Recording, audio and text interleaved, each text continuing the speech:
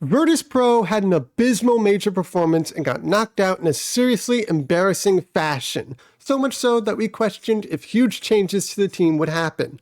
But I don't think anyone expected this change. Virtus just benched Jame. What? This is the same Jame that is a two-time top 20 player, a major winner, and a major MVP winner. He's been with Virtus ever since being acquired back in 2019, and even during the Outsiders years he's been playing for this team. That's almost half a decade, and now's the time they're pulling the plug on him? He hasn't even been playing badly in recent tournaments. In his previous 4 of 5 events, Jame hasn't had an event rating under a 1.05. Heck, his RMRs, he had his yearly high of a 1.25 rating.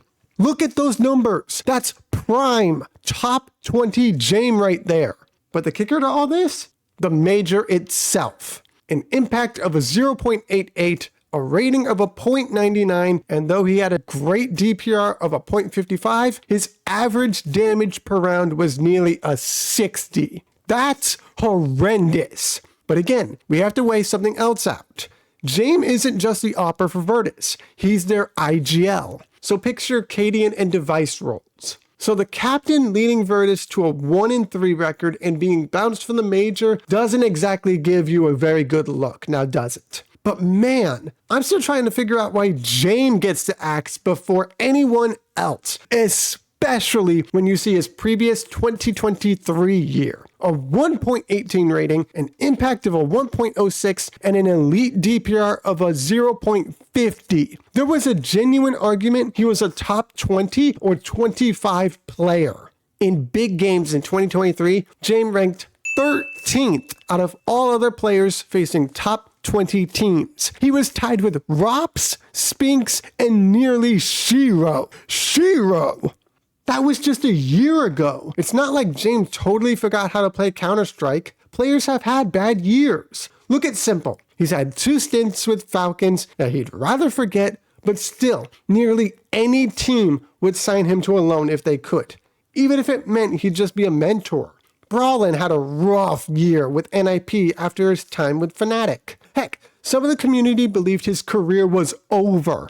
But this year in 2024, Brawlin's a top 20 consideration. With Mouse, he's had a 1.09 rating, and he's currently in the semifinals of the freaking major. So even though Jame struggled with his 0.99 rating, as well as balancing his IGL role, I think Virtus jumped the gun with this one. Now, as to where he might go, a friend of mine who knows the CS scene has mentioned Perry. I don't know how'd that work out since they have Art Frost, who is still a really good AWPer, but still, it's a possible destination. But regardless where the star AWPer goes, I fully expect him to make a bounce back from 2024. But for Virtus, they picked the option, frack it, bench him.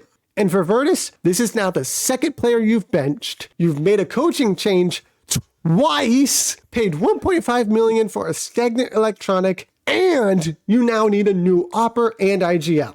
I believe the phrase was, what can go wrong has gone wrong. And buddy, everything's gone wrong for Virtus. And I don't expect you to go out and get another premier AWPer either. You're not getting Shiro, Cadian, or Wonderful. At this point, I think maybe Art Frost era Perry, or if you're lucky, you get Icy from Cloud9.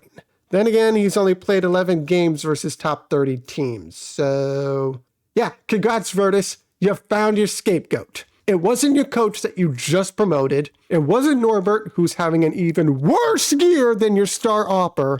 It was your major MVP winning 2-time top 20 star AWPer having a down year. But listen to the words from the CEO of Virtus.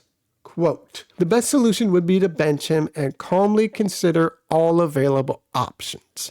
End quote. So to respect him, here's my calm reaction to Jame being benched. You're a freaking moron! Good job, Virtus. Good job.